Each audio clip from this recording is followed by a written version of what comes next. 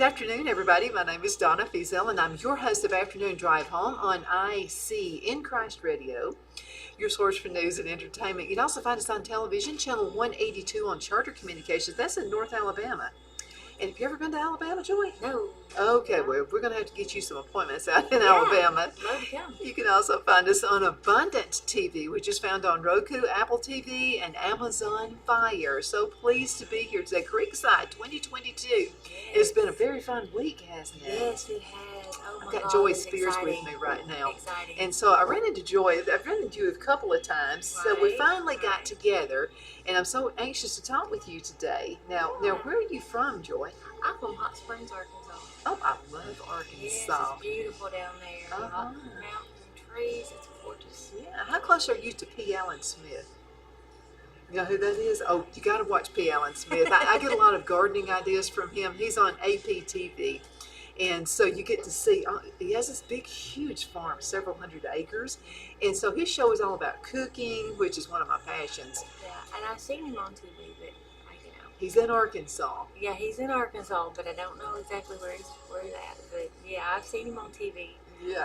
I'm still trying to learn how to cook myself. Bless my husband's Oh, heart. girl, you got to, your husband? Okay. Yeah, All right. bless You his got to heart. learn how to cook. I'm learning to cook He can venison cook. though. I'm learning to cook venison. Are you? Yeah. So that's exciting for him. Yeah, and I'm going to tell you, that's hard to do. Yeah. So if you start out with the hard dishes, well, then you're really going to be a chef before you know it. I'm getting. So let's talk about your career. So how long have you been singing, Joy? Actually, my dad was a minister, and so he just kind of pushed up there ever since I was knee high. Uh-huh. So you've been singing. All my life. Yes, ma'am. My See, whole family's been singing all My my dad life. was a minister too. And so ministers' daughters either sing or they play the piano. I play the Yeah. piano, or Yeah. both. Yeah, we all have play the piano, some type of instrument. We all sing. So yeah, we all do a little something. We all do. Yeah, you have to, because you never know when you're going to go to a church and they don't have a piano player. Or, Right. Yeah, that's true. My family, we sing with a live band, Level Ground, and so if we're not singing individual, you'll find us with a live band. Let's look at your CD right here. And this, now, are you a songwriter as well? Singer-songwriter, yes ma'am. That amazes Yes, me. ma'am. So let's talk about songwriting first. And how did you get started? How long have you been writing songs? A little over 20 years. I typically write from things going on in my life or things that I see going on. I guess a heart writer, so I write from the heart. God gives me the words, I write them, and I've just been blessed with that. How many of your songs are from experiences? All of them. Those are the best ones, All aren't of they? them. I've written. I have one I wrote that deals with domestic abuse. It's over here, and that family member went through domestic abuse, and that's where that stems from.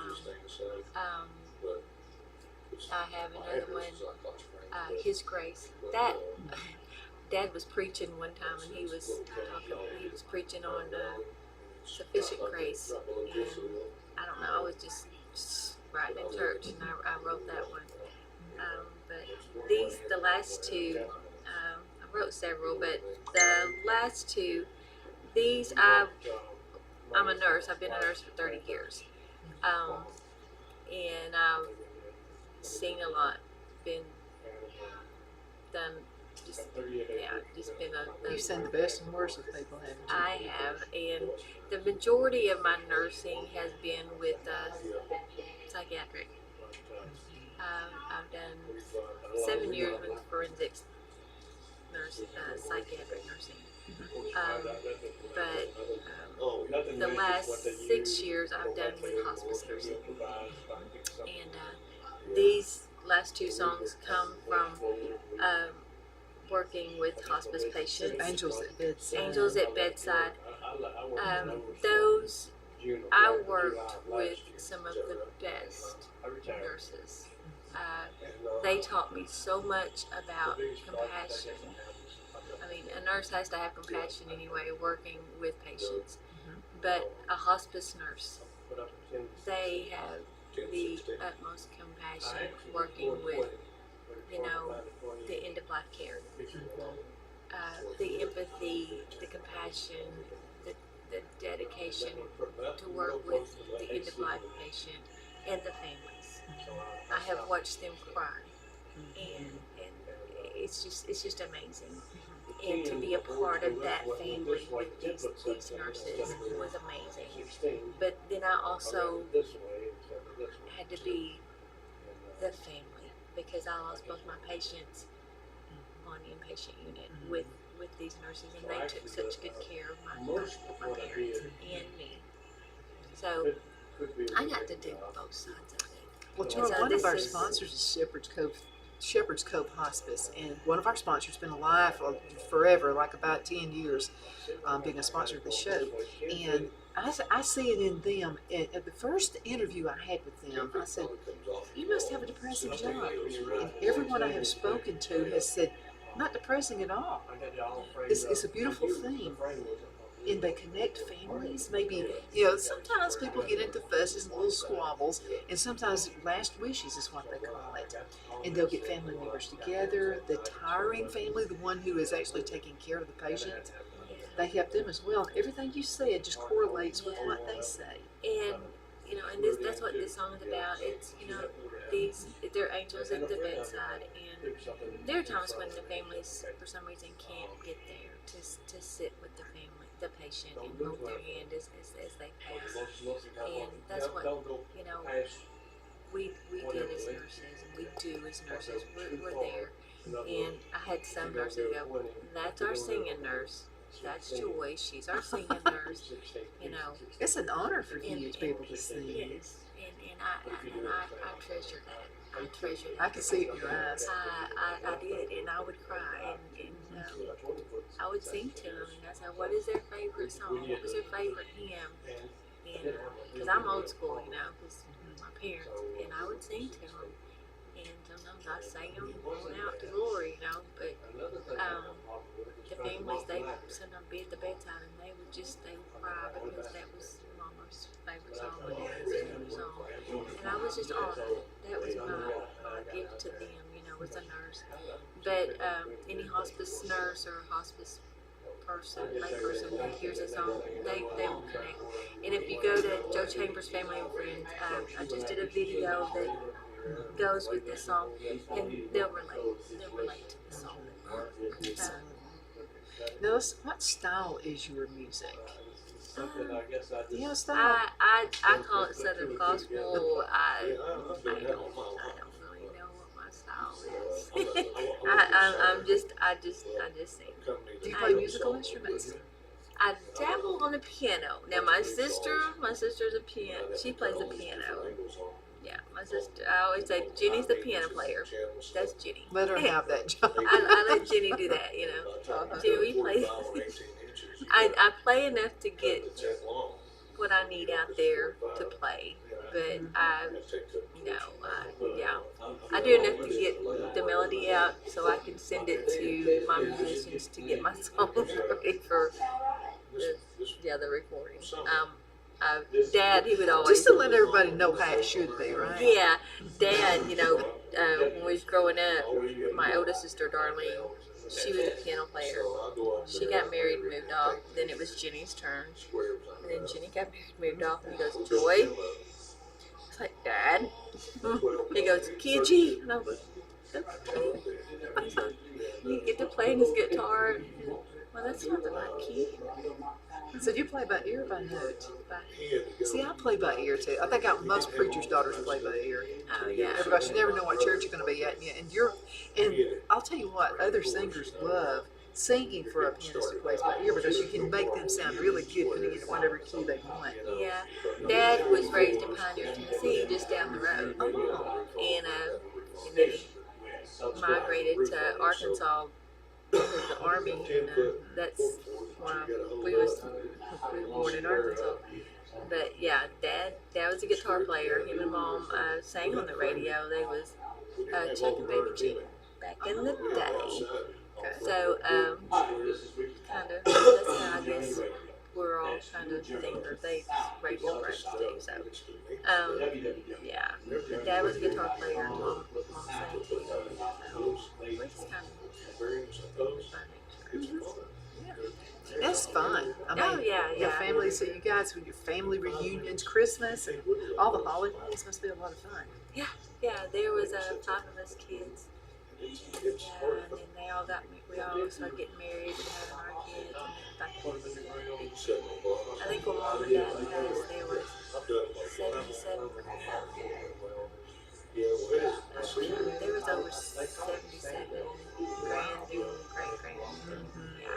And now there's greats and great greats. There's a lot of us. I have Joyce Spears with me right now, and we're at Creekside. Yes. Pigeon Forge. Come on down. You still got a couple of days. Yeah, you still got some time to get down here and just have some fun. Are you going to be here the endurance of the whole thing? Yes. Actually, I think tomorrow, there's another showcase tomorrow. That's going to be awesome. Now, what is your message? Every singer has a message. Or do you have several messages? I got several. It's mostly just, let you know that there's hope. Jesus Christ, if you're going through something, you're not alone. Somebody has been there, they've done that, they've been, you're not alone in it. You're never alone in what you're going through. Somebody has been there, they've done that, they've gone through it, and they've got through the other side. You're not alone in whatever you're going through. You're just not alone. That's a great message right I there. don't want people to think they're alone in anything. No, because the enemy wants you to think you're alone. You're all by yourself in this, So, and then we hear so much. And if you watch the news, first of all, I'm going to beg you, turn it off. Right. You got to know what's going on in the world, but don't sit and listen to the news channel all day long. Any of them, you're going to be depressed if you do that. But it's not. I mean, and the whole idea is to bring bad news. That's what they're paid to do. But there's lots of good news out there. It's just kind of overshadowed by the bad. Lots of good things are happening out in the world. There's a lot of good things, and there's miracles every day, and there's good things happening. You just gotta look, Mom always said, look for the rose among the thorns, and you gotta look for the good. You just gotta look, and it's out there, I promise. Good things coming your way, there's good things out there, you just gotta look. How do you change your frame of mind, though? Is it how you wake up in the morning? How do you keep a good frame? I just wake up and just look for something positive. There's positive things out there. You just gotta look, good in everybody, and you just gotta find it. Being a psych nurse, you see so many bad things, but I know there's good in them. You just gotta find it. So that's just with anybody. There's good in them. Just gotta find it. I mean, it's out there. You scratch enough, you're gonna find that good stuff. Would you agree that you're in charge of your own mind? Whatever you put in it, that's going to stick in your brain. Whatever you listen to, whatever you read, whatever you watch on television. Yeah, you're in charge of what you believe, what you think. You're in charge of what you want to believe. If you want to believe that, then you believe that. It's up to you. You're in charge of yourself. There's something my grandmother said a long time ago. It's before I had my son. And my grandmother said, we did back in the day. My baby's 43 years old. so back then you didn't know if you were going to have a girl or a boy. It was just there were no sonograms, nothing like that going on. So it kind of surprised me when my grandmother said, you need to be reading good books and you also need to be singing good songs. And I'm looking at her like, feed him good. Yeah. She said that baby can hear everything you say now. And that's back when we thought, it's just a blob. Abortion was big and all this. Of course, we know now with sonograms that that's not a blob, that's really a baby. Right. There. She was right. She said, whatever you like to do, that's what this baby's going to want to do. Right. because you're teaching it right now. And so I love to read. And so I just look down at his stomach and read to him every day. you know? And he's an avid reader. You never see him without a book in his hand. I mean, he's just constantly reading over and over again. So it is true. And I said, well, why do you have that idea? I call my grandmother Mama. I said, Mama, why do you have that idea? And she said, well, you know something? When Elizabeth and Martha were together, or Elizabeth and Mary were together, she said, actually, John Baptist, John, leaped in her womb, so that meant he was aware of what was going on. That's right. That's So true. she stuck by that, and come to find out, I think it's true. It is true. My oldest son, I used to sing, and he's 39, and I used to sing when I was pretty kid. And he used to sing, he's just very good singer. And all my kids, they love music. He's a good singer. But that's a true statement. When you sing to, you read to, whatever you do, that helps them. They know their mom's voice, they know their daddy's voice, if they speak to you, you speak good to them. That feeds into them.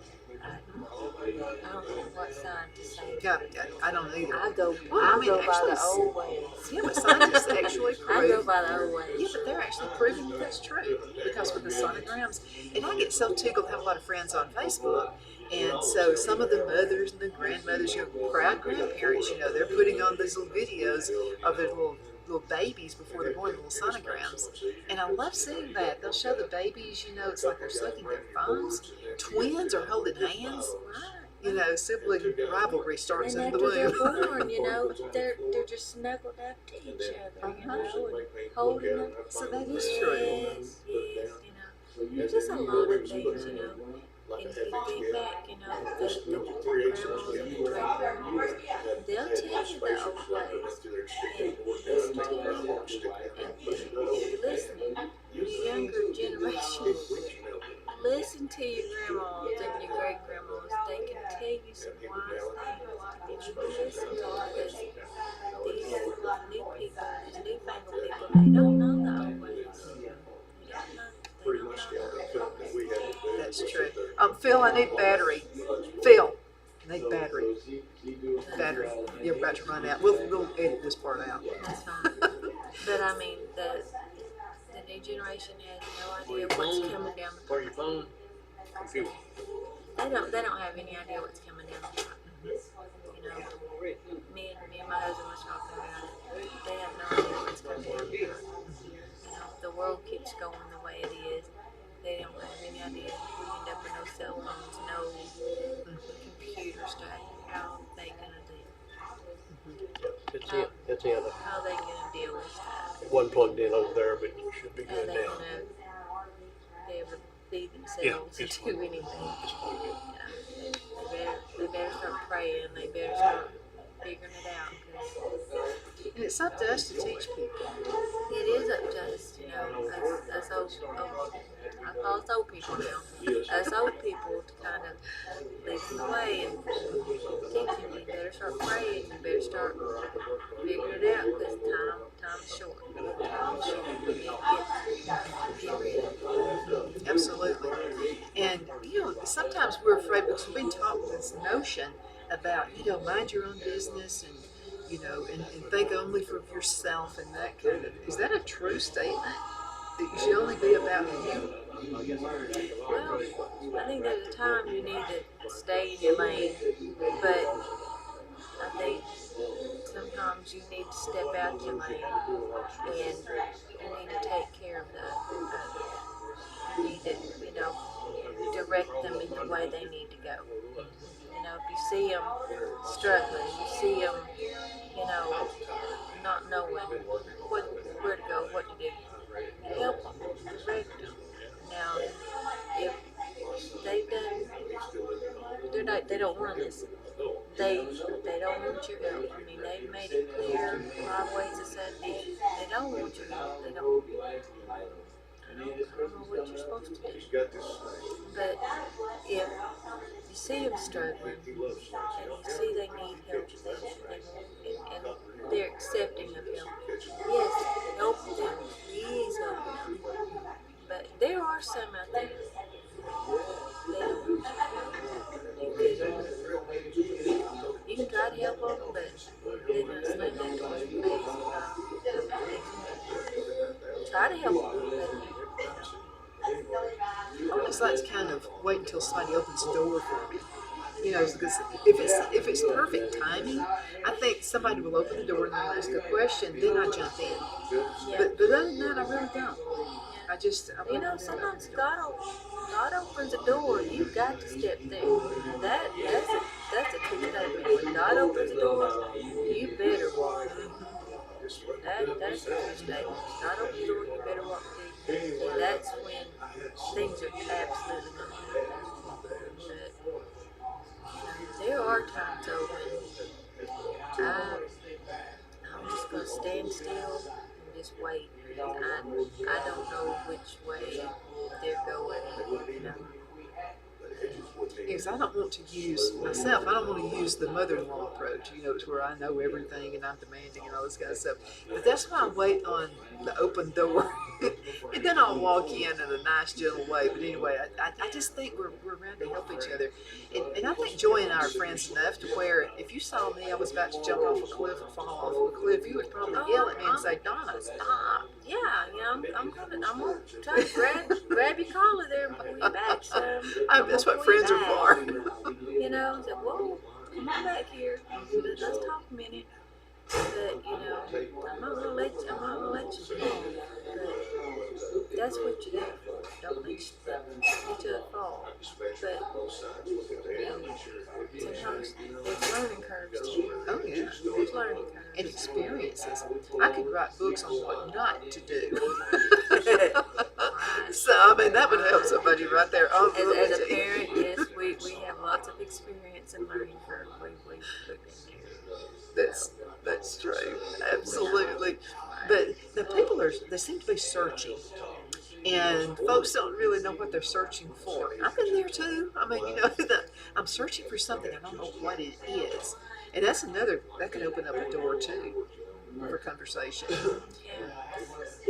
Sometimes your demeanor is worth more than anything else. Yeah, and you know, if as long as you're open and you're friendly, people are more apt to talk to you and kind of tell you what's going on and you know, let you know into their world. Mm-hmm. But if you're cut off and you're just right faced, they don't want to.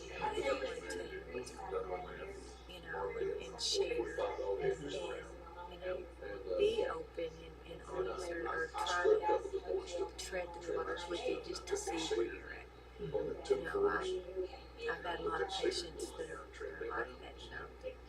They wouldn't dare talk to one nurse about anything, but I'd come over there and, hey, what are you doing? You know, and just be like, we've been friends for the last 10 years. They'd just start chattering away, you know, and then they'd start talking. It just all depends on how you approach somebody, whether they feel comfortable enough to start talking and maybe share where you, like you said, the door can be open. Just What do you say to folks? So I'm just telling you, when my son was born, I looked for an instruction book under him. I didn't see it. Did he come with? Did yours come with an instruction No, book? and I used to tell my mama, but Mom, there's no instruction book. She goes, well, I didn't get one. There are some instincts, some natural instincts. You just know what to do. But now a lot of folks, you know, like their parents, their grandparents, they've moved away, job opportunities, because the world is still the same size it's always been, but it seems smaller now because we have communications and that kind of thing to help us out. What are some things that raising your kids? What would you do differently? Oh, man. I'll break the ice. I would have given mine more whippings. Yes. Yes. Spankings. Yes, spankings. This time out thing, I don't know where that comes from. And I know a lot of y'all are like all about the time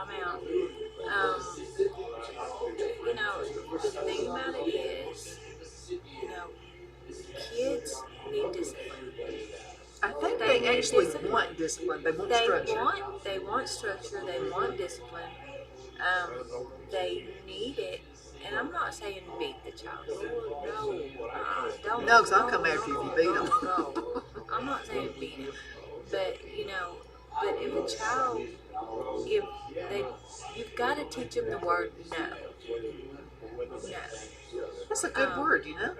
It is a good word, and they need to learn the word no. And if you don't have the money for something, don't, go out of your budget to make your kid happy to have it. They have to learn, I'm sorry, but Mama can't afford this right now, but we'll start kind of saving so we can get it later. They need to learn, what you have is enough. And that's one thing I tried with my kids. I tried to make sure, and they had everything they wanted and they needed. And sometimes I went overboard with them, and that's something I wish, I guess I would have done better. Because I did try to spoil them. Yeah, well, and you do. But that's just the mama in me. But they had what they needed, and usually what they wanted. But there was times they wish they could have had more. but I don't know. I guess they probably should have had a spanking when they didn't get one. It's probably what happened to me growing up. I'm pretty sure of it. Well, according to my sisters and my brother, I didn't get spankings, but I'm here to tell you, there was times I did get a spanking.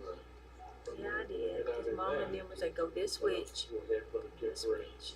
So I do remember those days, but they'll sit there and tell you, no, you were the baby and you didn't get it. But yes, I did. Well, maybe Christmas shouldn't come every day. Let's not have a big Christmas day. It's kids that go in Walmart and throw fits. Oh, my mama would have. No. You don't act like that. We have less than 2 minutes in this segment. How can folks find your information? And you would come to Alabama, right? You Yes, come anywhere. I'd come anywhere. We'll feed you in Alabama. Anywhere. Y'all just holler at me. My phone number is 501-747-7380. Call me or text me. Now I still work as a nurse and I work nights. So if you call and I don't answer, just shoot me a text. And I promise I will call you back. My email is joymema@yahoo.com. That's JOYMEMA@yahoo.com. That's because my grandkids call me Mema. There you go. So, but y'all call me or email me anytime, and I'd love to come and sing for y'all. I'd even bring my brothers and my sisters. Oh, bring the whole clan. Just have fun, right? Yeah, I bring the whole family. We'll just come make a day or a weekend.